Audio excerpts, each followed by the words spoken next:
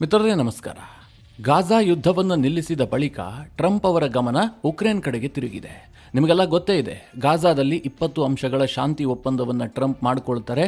ಇದರಿಂದಾಗಿ ಬಹಳ ಸುದೀರ್ಘವಾಗಿ ಅಂದರೆ 2 ವರ್ಷಗಳ ಕಾಲ ಗಾಜಾದಲ್ಲಿ ನಡೆದಿದ್ದಂತಹ ಯುದ್ಧ ತಾತ್ಕಾಲಿಕವಾಗಿ ತೆರೆಬಿದ್ದಿದೆ. ನಾನು ಯಾಕೆ ತಾತ್ಕಾಲಿಕವಾಗಿ ತೆರೆ ಬಿದ್ದಿದೆ ಅಂತಂದರೆ ಯಾವಾಗ ಬೇಕಾದರೂ ಯುದ್ಧ ವಿರಾಮ ಕೊನೆಗೊಳ್ಳಬಹುದು. ಈಗಾಗಲೇ ಅಂತಹ ಸುಳಿವುಗಳು ಸಿಕ್ಕಿದೆ. ಇಸ್ರೇಲ್ನ ಸೈನಿಕರನ್ನು ಗಾಜಾದಲ್ಲಿ ಹತ್ಯೆ ಮಾಡಲಾಗಿದೆ. ಅದಕ್ಕೆ ಪ್ರತಿಯಾಗಿ ಇಸ್ರೇಲ್ ಕೂಡ ದಾಳಿಯನ್ನು ಮಾಡಿದೆ. ಆದರೂ ಕೂಡ ಯುದ್ಧ ವಿರಾಮ ಕಂಟಿನ್ಯೂ ಆಗ್ತಾ ಇದೆ. ಆದರೆ ಟ್ರಂಪ್ಗೆ ಬೇಕಾಗಿರುವಂತಹದ್ದು ಇದಕ್ಕಿಂತಲೂ ದೊಡ್ಡದಾದಂತಹ ಒಂದು ಹೆಡ್ಲೈನ್. ಅದೇನು ಕೇಳಿದ್ರೆ, ವಿಶ್ವದ ಎಲ್ಲ ನ್ಯೂಸ್ ಪೇಪರ್ನಲ್ಲಿ ಎಲ್ಲ ಮೀಡಿಯಾಗಳಲ್ಲೂ ಕೂಡ ಟ್ರಂಪ್ ಅವರು ಉಕ್ರೇನ್ ಯುದ್ಧವನ್ನು ನಿಲ್ಲಿಸಿಬಿಟ್ರು. ಅತ್ಯಂತ ಭೀಕರವಾದಂಥ ಅತಿ ಸುದೀರ್ಘವಾಗಿ ನಡೆದಂಥ ಯುದ್ಧಕ್ಕೆ ಟ್ರಂಪ್ ಬ್ರೇಕ್ ಹಾಕಿದ್ರು. ಟ್ರಂಪ್ ಕಾರಣದಿಂದಾಗಿ ಯುದ್ಧ ನಿಲ್ತು. ಈ ಒಂದು ಹೆಡ್ಲೈನ್ಗೋಸ್ಕರವಾಗಿ ಟ್ರಂಪ್ ಹಪಹಪಿಸ್ತಾ ಇದ್ದಾರೆ. ಅದಕ್ಕೋಸ್ಕರವಾಗಿ ಏನು ಬೇಕಾದರೂ ಮಾಡೋದಕ್ಕೆ ಟ್ರಂಪ್ ಸಿದ್ಧರಾಗಿ ನಿಂತಿದ್ದಾರೆ. ಆದರೆ ಟ್ರಂಪ್ಗೆ ಈ ಉಕ್ರೇನ್ ಯುದ್ಧವನ್ನು ನಿಲ್ಲಿಸುವಂತಹ ವಿಚಾರದಲ್ಲಿ ನಿರೀಕ್ಷಿತ ಯಶಸ್ಸು ಸಿಗ್ತಾ ಇಲ್ಲ. ಅದಕ್ಕೋಸ್ಕರವಾಗಿ ಟ್ರಂಪ್ ಅಂತಿಮವಾಗಿ ಝೆಲೆನ್ಸ್ಕಿಯನ್ನೇ ಬಲಿ ಕೊಡೋದಕ್ಕೆ ನಿರ್ಧಾರ ಮಾಡಿದ್ದಾರೆ. ಟ್ರಂಪ್ ಅವರ ಈಗಿನ ಪ್ಲಾನ್ ಏನು ಕೇಳಿದ್ರೆ, ಝೆಲೆನ್ಸ್ಕಿ ಸರೆಂಡರ್ ಆಗುವಂತಹದ್ದು, ಉಕ್ರೇನ್ನ ಬಹುದೊಡ್ಡ ಭೂಭಾಗವನ್ನು ರಷ್ಯಾಗೆ ತ್ಯಾಗ ಮಾಡುವಂತಹದ್ದು. ಈ ಮೂಲಕವಾಗಿ ಉಕ್ರೇನ್ ಯುದ್ಧಕ್ಕೆ ಬ್ರೇಕ್ ಹಾಕೋದು, ಇದು ಟ್ರಂಪ್ ಅವರ ಪ್ಲಾನ್. ಆಲ್ಮೋಸ್ಟ್ ಇದು ಫೈನಲ್ ಆಗಿದೆ. ಝೆಲೆನ್ಸ್ಕಿಗೆ ಕೂಡ ಬೇರೆ ದಾರಿ ಇಲ್ಲದಂತಹ ಸ್ಥಿತಿಗೆ ಟ್ರಂಪ್ ತಂದು ನಿಲ್ಲಿಸಿದ್ದಾರೆ. ಮಿತ್ರರೇ, ಉಕ್ರೇನ್ಗೆ ಏನು ನಷ್ಟ ಆಗುತ್ತೋ ಬಿಡುತ್ತೋ ನನಗಂತೂ ಗೊತ್ತಿಲ್ಲ.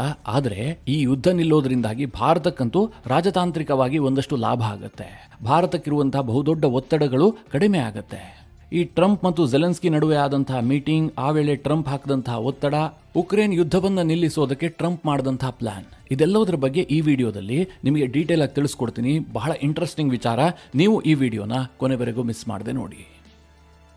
ಟ್ರಂಪ್ ಚುನಾವಣೆಗೂ ಮುಂಚೆ ಏನು ಹೇಳ್ತಾ ಇದ್ರು, ನಾನು ಅಧಿಕಾರಕ್ಕೆ ಬಂದಿದ್ದೆ ಆದರೆ 24 ಗಂಟೆಗಳಲ್ಲಿ ಉಕ್ರೇನ್ ಮತ್ತು ರಷ್ಯಾ ಯುದ್ಧವನ್ನು ನಿಲ್ಲಿಸ್ಬಿಡ್ತೀನಿ, ವಿಶ್ವದಲ್ಲಾಗ್ತಿರುವಂತಹ ಎಲ್ಲ ಯುದ್ಧಕ್ಕೂ ಬ್ರೇಕ್ ಹಾಕ್ತೀನಿ ಅಂತ ಟ್ರಂಪ್ ಘೋಷಣೆ ಮಾಡಿದ್ರು. ಆದರೆ ಮಿತ್ರರೇ, ಟ್ರಂಪ್ ಅಧಿಕಾರಕ್ಕೆ ಬಂದು 10 ತಿಂಗಳು ಕಳೆದರೂ ಕೂಡ ಯುದ್ಧಕ್ಕೆ ಬ್ರೇಕ್ ಬಿದ್ದಿಲ್ಲ. ಗಾಜಾ ಯುದ್ಧವನ್ನು ನಿಲ್ಲಿಸುವಲ್ಲಿ ಒಂದು ಹಂತಕ್ಕೆ ಟ್ರಂಪ್ ಯಶಸ್ವಿ ಆದರೂ ಕೂಡ ಉಕ್ರೇನ್ ವಿಚಾರದಲ್ಲಿ ಅಂತಹ ಯಶಸ್ಸು ಟ್ರಂಪ್ಗೆ ಇದುವರೆಗೆ ಸಿಕ್ಕಿಲ್ಲ. ಟ್ರಂಪ್ ಈ ಯುದ್ಧದ ವಿಚಾರದಲ್ಲಿ ತಾಳ್ಮೆಯನ್ನು ಕಳೆದುಕೊಂಡಿದ್ದೂ ಆಗಿದೆ. ಈ ಯುದ್ಧವನ್ನು ನಿಲ್ಲಿಸೋದಕ್ಕೋಸ್ಕರವಾಗಿ ಟ್ರಂಪ್ ಅನುಸರಿಸದಂತಹ ತಂತ್ರವೇ ಉಳಿದಿಲ್ಲ. ಟ್ರಂಪ್ ಅಧಿಕಾರಕ್ಕೆ ಬರ್ತಿದ್ದಂತೆ ಝೆಲೆನ್ಸ್ಕಿಯನ್ನು ಬಗ್ಗಿಸೋದಕ್ಕೆ ಹೋದ್ರು. ಝೆಲೆನ್ಸ್ಕಿಯನ್ನು ಅಮೆರಿಕ ಕರೆದು ಅವಮಾನವನ್ನು ಮಾಡಿದ್ರು. ಓಪನ್ ಆಗಿ ಮಾಧ್ಯಮಗಳ ಮುಂದೆಯೇ ಅವಮಾನ ಮಾಡಿದ್ರು. ನಿನಗೇನು ದಾರಿ ಇಲ್ಲ, ನೀನು 100 ಜನರನ್ನು ಸಾಯಿಸ್ತಾ ಇದೆಯಾ, ಓಪನ್ ಆಗಿ ಝೆಲೆನ್ಸ್ಕಿಗೆ ಬಹಳ ದೊಡ್ಡ ಮಟ್ಟದಲ್ಲಿ ಅವಮಾನ ಮಾಡಿದ್ರು. ಟ್ರಂಪ್ ಅವರ ಈ ನಡೆ ಯುರೋಪ್ನ ರಾಷ್ಟ್ರಗಳ ಸಿಟ್ಟಿಗೆ ಕಾರಣ ಆಯಿತು. ಯುರೋಪ್ನ ಎಲ್ಲ ದೇಶಗಳು ಕೂಡ ಝೆಲೆನ್ಸ್ಕಿಯ ಜೊತೆಗೆ ನಿಂತ್ಕೊಂಡು. ಆಗ ಟ್ರಂಪ್ಗೆ ಏನು ಅನ್ನಿಸ್ತು, ನನ್ನ ಈ ತಂತ್ರ ವರ್ಕೌಟ್ ಆಗಲಿಲ್ಲ ಅಂತ. ಆನಂತರ ಟ್ರಂಪ್ ಅವರ ಸಿಟ್ಟು ಪುತಿನ್ ಕಡೆಗೆ ತಿರುಗಿತು. ಪುತಿನ್ ಮೇಲೆ ಒತ್ತಡ ಹಾಕೋದಕ್ಕೆ ಟ್ರಂಪ್ ನಾನಾ ರೀತಿಯಲ್ಲಿ ಪ್ರಯತ್ನ ಮಾಡಿದ್ರು. ರಷ್ಯಾದ ಜೊತೆಗಿರುವಂತಹ ಎಲ್ಲ ದೇಶಗಳಿಗೆ ಬೆದರಿಕೆ ಹಾಕಿದ್ರು. ಉದಾಹರಣೆಗೆ ಭಾರತವನ್ನೇ ತೆಗೆದುಕೊಳ್ಳಿ. ಭಾರತ ರಷ್ಯಾದಿಂದ ಆಯಿಲ್ ಖರೀದಿ ಮಾಡ್ತಾ ಇದೆ ಅಂತ ಭಾರತದ ಮೇಲೆ 25% ಹೆಚ್ಚುವರಿ ಟ್ಯಾರಿಫ್ ಹಾಕಿದ್ರು. ಹೀಗೆ ಟ್ರಂಪ್ ರಷ್ಯಾವನ್ನು ಬಗ್ಗಿಸೋದಕ್ಕೂ ಕೂಡ ಯತ್ನ ಮಾಡಿದ್ರು. ಆದರೆ ಅದರಲ್ಲೂ ಕೂಡ ಯಶಸ್ಸು ಸಿಕ್ಕಿಲ್ಲ. ಅಂತಿಮವಾಗಿ ರಷ್ಯಾದ ಪುತಿನ್ ಜೊತೆಗೆ ಮಾತುಕತೆ ಮೂಲಕ ಸಂಧಾನ ಮಾಡ್ಕೊಳ್ತೀನಿ ಅಂತ ಅಲೆಸ್ಕಾದಲ್ಲಿ ಒಂದು ಶೃಂಗಸಭೆಯನ್ನು ಆಯೋಜನೆ ಮಾಡಿದ್ರು. ಇದರಿಂದಲೂ ಯಾವುದೇ ಔಟ್ಕಮ್ ಬಂದಿಲ್ಲ. ಈಗ ಮಿತ್ರರೇ, ಟ್ರಂಪ್ ಅವರ ಸಿಟ್ಟು ಪುನಃ ಝೆಲೆನ್ಸ್ಕಿಯ ಮೇಲೆ ತಿರುಗಿದೆ. ನನಗನ್ಸುತ್ತೆ ಮಿತ್ರರೇ, ಇದು ಅಂತಿಮ ಪ್ರಹಾರ ಅಂತ. ಯಾಕೆ ಅಂತ ಹೇಳ್ತೀನಿ ಕೇಳಿ. ಝೆಲೆನ್ಸ್ಕಿ ಇತ್ತೀಚೆಗೆ ಅಮೆರಿಕ ಪ್ರವಾಸವನ್ನು ಕೈಗೊಂಡಿದ್ರು. ಅವರ ನಿರೀಕ್ಷೆ ಏನಿತ್ತು ಗೊತ್ತಾ, ಅಮೆರಿಕದಿಂದ ಲಾಂಗ್ ರೇಂಜ್ ಮಿಸೈಲ್ಗಳನ್ನು ಪಡೆದುಕೊಳ್ಳುವಂತಹದ್ದು, ಜೊತೆಗೆ ಟ್ರಂಪ್ರಿಂದ ಇನ್ನಷ್ಟು ಏಡನ್ನು ತೆಗೆದುಕೊಂಡು ಬಂದು ಪುತಿನ್ ವಿರುದ್ಧ ಯುದ್ಧವನ್ನು ತೀವ್ರಗೊಳಿಸುವಂತಹದ್ದು. ಅವರು ಟಾಮಹಾಕ್ ಅಂತಹ ಅತ್ಯಾಧುನಿಕವಾದಂತಹ ಲಾಂಗ್ ರೇಂಜ್ ಮಿಸೈಲ್ ಅನ್ನು ಬಯಸ್ತಾ ಇದ್ರು. ಅದೇ ನಿರೀಕ್ಷೆಯಲ್ಲೇ ಅಮೆರಿಕ ಪ್ರವಾಸ ಕೈಗೊಂಡಿದ್ರು. ಆದರೆ ಅಮೆರಿಕದಲ್ಲಾಗಿದ್ದೇ ಬೇರೆ. ಝೆಲೆನ್ಸ್ಕಿ ಮತ್ತು ಟ್ರಂಪ್ ಅವರ ಭೇಟಿ ಬಹಳ ನ್ಯಾಚುರಲ್ ಆಗಿತ್ತು. ಇಬ್ಬರ ನಡುವೆ ಏನೋ ವೈಮನಸ್ಸಿದೆ ಅಂತ ಎಲ್ಲೂ ಕೂಡ ಕಾಣ್ತಾ ಇರಲಿಲ್ಲ. ಬಹಳ ಉತ್ತಮವಾದಂತಹ ವೆಲ್ಕಮ್ ಅನ್ನೇ ಝೆಲೆನ್ಸ್ಕಿಗೆ ಟ್ರಂಪ್ ಕೂಡ ಕೊಟ್ಟರು. ಈ ಹಿಂದೆ ಟ್ರಂಪ್ ಮಾಡಿದಂತಹ ತಪ್ಪನ್ನು ಈ ಬಾರಿ ಮಾಡಿಲ್ಲ. ಮಾಧ್ಯಮಗಳ ಮುಂದೆ ಝೆಲೆನ್ಸ್ಕಿಗೆ ಅವಮಾನ ಮಾಡುವಂತಹ ಕೆಲಸಕ್ಕೆ ಟ್ರಂಪ್ ಕೈ ಹಾಕಿರಲಿಲ್ಲ. ಬದಲಾಗಿ ಝೆಲೆನ್ಸ್ಕಿ ಅವರ ಡ್ರೆಸ್ಸನ್ನು ಹೊಗಳುವ ಮೂಲಕ, ನಿನ್ನ ಸೂಟ್ ಬಹಳ ಬ್ಯೂಟಿಫುಲ್ ಆಗಿದೆ ಅಂತ ಟ್ರಂಪ್ ಹೊಗಳಿದ್ರು. ಝೆಲೆನ್ಸ್ಕಿ ಅದಕ್ಕೆ ನಗಾಡುವಂತಹ ಸ್ಥಿತಿಯಲ್ಲೂ ಕೂಡ ಇರಲಿಲ್ಲ. ಯಾಕೆಂದರೆ ಝೆಲೆನ್ಸ್ಕಿ ಸದ್ಯ ಮುಳ್ಳಿನ ಮಣೆಯ ಮೇಲಿದ್ದಾನೆ ಆ ಮನುಷ್ಯ.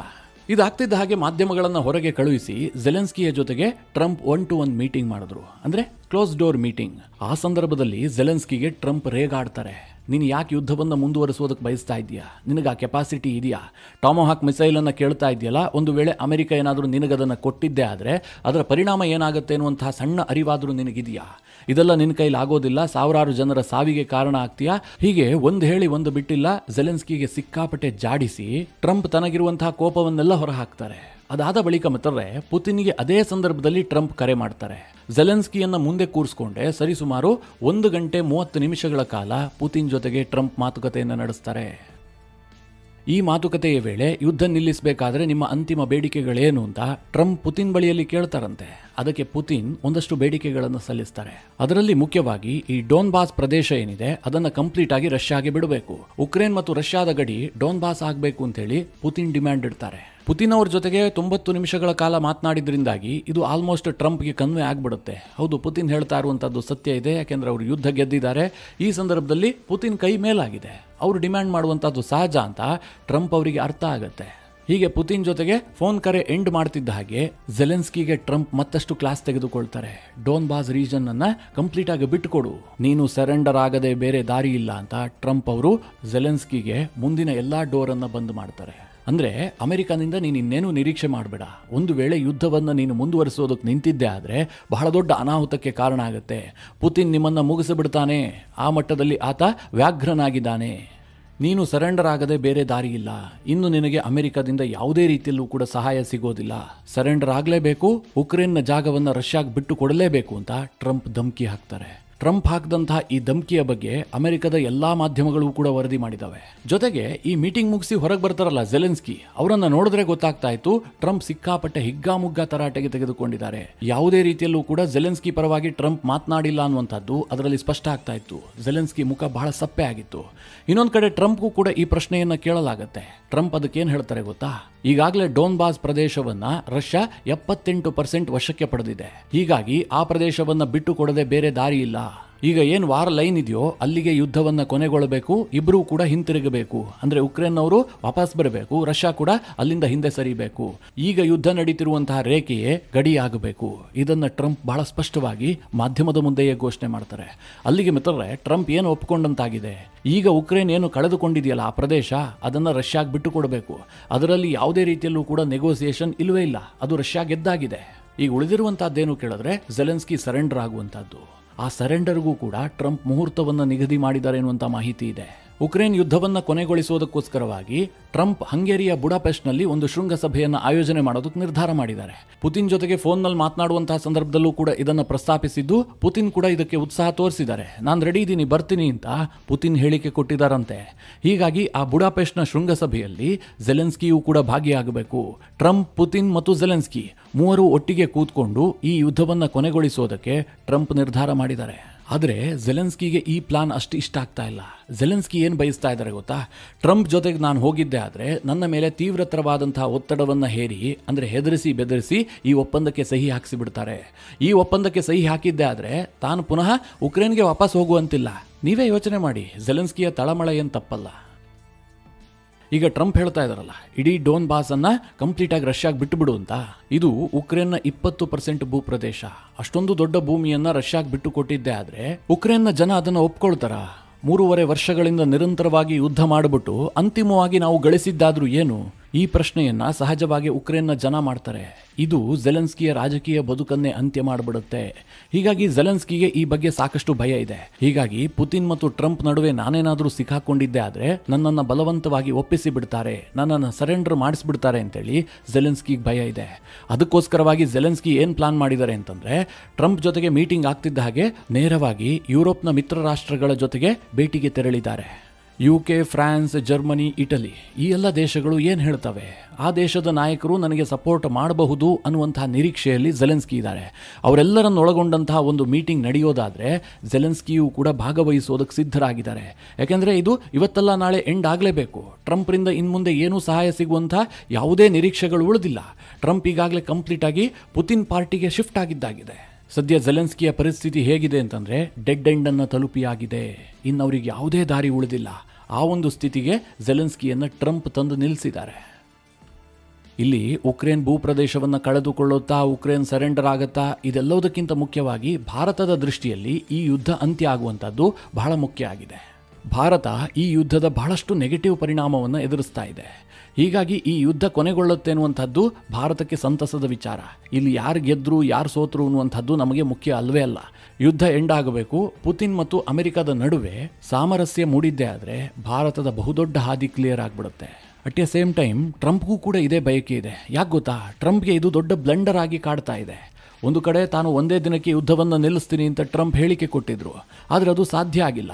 ಜೊತೆಗೆ ಟ್ರಂಪ್ ಅವರಿಗೆ ಈ ಉಕ್ರೇನ್ ಯುದ್ಧದ ಕಾರಣದಿಂದಾಗಿಯೇ ಅಮೆರಿಕದ ಫಾರಿನ್ ಪಾಲಿಸಿಗೆ ದೊಡ್ಡ ಹೊಡೆತ ಬೀಳ್ತಾ ಇದೆ. ಉದಾಹರಣೆಗೆ ತೆಗೆದುಕೊಳ್ಳಿ, ಭಾರತ ಅಮೆರಿಕಾಗೆ ಎಷ್ಟು ಇಂಪಾರ್ಟೆಂಟ್ ಮಿತ್ರ ದೇಶ ಆಗಿತ್ತು, ಒಂದು ಕ್ವಾಡ್ನ ದೇಶವೂ ಕೂಡ ಹೌದು. ಈಗ ಕೇವಲ ಉಕ್ರೇನ್ ಯುದ್ಧದ ಕಾರಣದಿಂದಾಗಿ ಎರಡೂ ದೇಶದ ಸಂಬಂಧ ಬಹಳಷ್ಟು ಹದಗೆಟ್ಟು ಹೋಗಿದೆ. ರಷ್ಯಾದಿಂದ ನೀವು ಆಯಿಲ್ ಖರೀದಿ ಮಾಡ್ತಾ ಇದ್ದೀರಿ ಅಂತ ಅಮೆರಿಕ 25% ಹೆಚ್ಚುವರಿ ಟ್ಯಾರಿಫ್ ಹಾಕಿದೆ. ಅಂದರೆ ಟೋಟಲ್ ಆಗಿ ಅಮೆರಿಕದ ಫಾರಿನ್ ಪಾಲಿಸಿಯ ಮೇಲೆಯೇ ಈ ಯುದ್ಧ ಪರಿಣಾಮ ಬೀರ್ತಾ ಇದೆ. ಈ ಕಾರಣದಿಂದಾಗಿ ಈ ಯುದ್ಧಕ್ಕೆ ಬ್ರೇಕ್ ಹಾಕಲೇಬೇಕು ಅಂತ ಟ್ರಂಪ್ ಅವರು ಅಂತಿಮ ನಿರ್ಧಾರ ಮಾಡದಂತೆ ಕಂಡು ಬರ್ತಾ ಇದೆ. ನನಗನ್ಸುತ್ತೆ ಮಿತ್ರರೇ, ಹಂಗೇರಿಯ ಬುಡಾಪೆಸ್ಟ್ನಲ್ಲಿ ಆಗುವಂಥ ಟ್ರಂಪ್ ಮತ್ತು ಪುತಿನ್ ಭೇಟಿ ಇದೆಯಲ್ಲ, ಇದು ಮಹತ್ವದ ನಿರ್ಧಾರಗಳಿಗೆ ಕಾರಣ ಆಗುತ್ತೆ. ಒಂದು ವೇಳೆ ಝೆಲೆನ್ಸ್ಕಿ ಇದಕ್ಕೆ ಒಪ್ಪದೇ ಇದ್ದರೆ ಟ್ರಂಪ್ ಅವರ ಕಂಪ್ಲೀಟ್ ಆದಂತಹ ಸಿಟ್ಟು ಉಕ್ರೇನ್ ಮೇಲೆ ತಿರುಗಿದ್ರೂ ಕೂಡ ಆಶ್ಚರ್ಯ ಇಲ್ಲ. ಇಲ್ಲಿ ಟ್ರಂಪ್ಗೆ ಇನ್ನೊಂದು ಭಯ ಕೂಡ ಕಾಡ್ತಾ ಇದೆ. ಇತ್ತೀಚಿನ ಅವರ ಆಸ್ಟ್ರೇಲಿಯಾ ಟ್ರಿಪ್ ಇದೆಯಲ್ಲ, ಅಲ್ಲಿ ಜರ್ನಲಿಸ್ಟ್ ಕೇಳಿದಂತಹ ಒಂದು ಪ್ರಶ್ನೆಗೆ ಟ್ರಂಪ್ ಕೊಟ್ಟಂತಹ ಉತ್ತರದಲ್ಲೇ ಇದು ಸ್ಪಷ್ಟವಾಗಿ ಎದ್ದು ಕಾಣ್ತಾ ಇದೆ. ಅದೇನು ಕೇಳಿದ್ರೆ, ಟ್ರಂಪ್ ಈ ಆಸ್ಟ್ರೇಲಿಯಾ ಪ್ರವಾಸವನ್ನು ಕೈಗೊಂಡಿದ್ರು. ಆ ಸಂದರ್ಭದಲ್ಲಿ ಭಾರತ ಮೂಲದ ಆಸ್ಟ್ರೇಲಿಯನ್ ಪತ್ರಕರ್ತೆ ಒಬ್ಬರು ಒಂದು ಪ್ರಶ್ನೆ ಕೇಳ್ತಾರೆ. ಇವತ್ತು ಝೆಲೆನ್ಸ್ಕಿ ಟೊಮಾಹಾಕ್ನಂತಹ ಅತ್ಯಾಧುನಿಕ ಕ್ಷಿಪಣಿಯನ್ನು ಕೇಳ್ತಾ ಇದ್ದಾರೆ. ಇನ್ನೊಂದು ಕಡೆ ಅಮೆರಿಕದ ಲಿಂಡ್ಸಿ ಗ್ರಾಮ್ನಂತಹ ಒಬ್ಬ ಸಂಸದ ರಷ್ಯಾವನ್ನು ಟೆರರ್ ಸ್ಟೇಟ್ ಅಂತ ಕರೆದಿದ್ದಾರೆ. ಇಂತಹ ಸಂದರ್ಭದಲ್ಲಿ ನೀವ್ಯಾಕೆ ಝೆಲೆನ್ಸ್ಕಿಗೆ ಅತ್ಯಾಧುನಿಕವಾದಂತಹ ಶಸ್ತ್ರಾಸ್ತ್ರ ಕೊಡ್ತಾ ಇಲ್ಲ? ಕಂಪ್ಲೀಟ್ ಆಗಿ ನೀವು ಝೆಲೆನ್ಸ್ಕಿಗೆ ಸಪೋರ್ಟ್ ಮಾಡಿದ್ದೆ ಆದರೆ ಅವರನ್ನು ಯುದ್ಧದಲ್ಲಿ ಗೆಲ್ಲುವಂತೆ ಮಾಡಬಹುದಲ್ವಾ? ನೀವು ವಿಶ್ವದ ಅತ್ಯಂತ ಪ್ರಭಾವಿ ವ್ಯಕ್ತಿ ಅಲ್ವಾ? ಹೀಗಂತ ಟ್ರಂಪ್ಗೆ ಆ ಜರ್ನಲಿಸ್ಟ್ ಪ್ರಶ್ನೆ ಕೇಳ್ತಾರೆ. ಮಿತ್ರರೇ, ಸಾಮಾನ್ಯವಾಗಿ ಬೇರೆ ವಿಚಾರವಾಗಿದ್ದರೆ ಆ ಜರ್ನಲಿಸ್ಟ್ ನೀವು ವಿಶ್ವದ ಅತ್ಯಂತ ಪ್ರಭಾವಿ ವ್ಯಕ್ತಿ ಅಂತ ಟ್ರಂಪ್ ಅವರನ್ನು ಕರೆದ ತಕ್ಷಣವೇ ಟ್ರಂಪ್ ಅವರು ಹಿರಿ ಹಿಗ್ಗಿ ಬಿಡ್ತಾ ಇದ್ರು, ಅಟ್ಟದ ಮೇಲೆ ಕೂರ್ತಾ ಇದ್ರು. ಆದರೆ ಈ ಬಾರಿ ಹಾಗಾಗಲೇ ಇಲ್ಲ. ಟ್ರಂಪ್ಗೆ ವಿಪರೀತವಾದಂತಹ ಸಿಟ್ಟು ಬರುತ್ತೆ. ವಿಚಾರ ಏನು ಅಂತ ನಿಮಗೆ ಗೊತ್ತಿಲ್ಲ, ಒಂದು ವೇಳೆ ನಾನು ಹಾಗೆ ಮಾಡಿದ್ದೆ ಆದರೆ ಇಡೀ ವಿಶ್ವ ಅದಕ್ಕೆ ಬೆಲೆ ತೆರಬೇಕಾಗತ್ತೆ. ಉಕ್ರೇನ್ಗೆ ಶಸ್ತ್ರಾಸ್ತ್ರವನ್ನು ಕೊಡೋದೇನು ಹುಡುಗಾಟನ ಅನ್ನುವ ಅರ್ಥದಲ್ಲಿ ಮರುಪ್ರಶ್ನೆಯನ್ನು ಜರ್ನಲಿಸ್ಟ್ಗೆ ಕೇಳ್ತಾರೆ. ನನಗನ್ಸುತ್ತೆ ಮಿತ್ರರೇ, ಟ್ರಂಪ್ ಅವರು ಅಧಿಕಾರಕ್ಕೆ ಬಂದ ಮೇಲೆ ಅನೇಕ ಬ್ಲಂಡರ್ಗಳನ್ನು ಮಾಡಿದ್ದಾರೆ. ಆದರೆ ಉಕ್ರೇನ್ ಯುದ್ಧದ ವಿಚಾರದಲ್ಲಿ ಟ್ರಂಪ್ ಆ ಬ್ಲೆಂಡರನ್ನು ಮಾಡೋದಕ್ಕೆ ಹೋಗ್ತಾ ಇಲ್ಲ. ಅವರಿಗೊಂದು ಸ್ವಲ್ಪ ಭಯ ಇದ್ದೇ ಇದೆ. ಒಂದು ವೇಳೆ ನೇರವಾಗಲಿ ಅಥವಾ ಪರೋಕ್ಷವಾಗಲಿ ಉಕ್ರೇನ್ಗೆ ದೊಡ್ಡ ಮಟ್ಟದಲ್ಲಿ ಅಮೆರಿಕ ಸಹಾಯ ಮಾಡೋದಿದೆಯಲ್ಲ, ಇದು ಬಹಳ ದೊಡ್ಡ ಯುದ್ಧಕ್ಕೆ ಕಾರಣ ಆಗತ್ತೆ.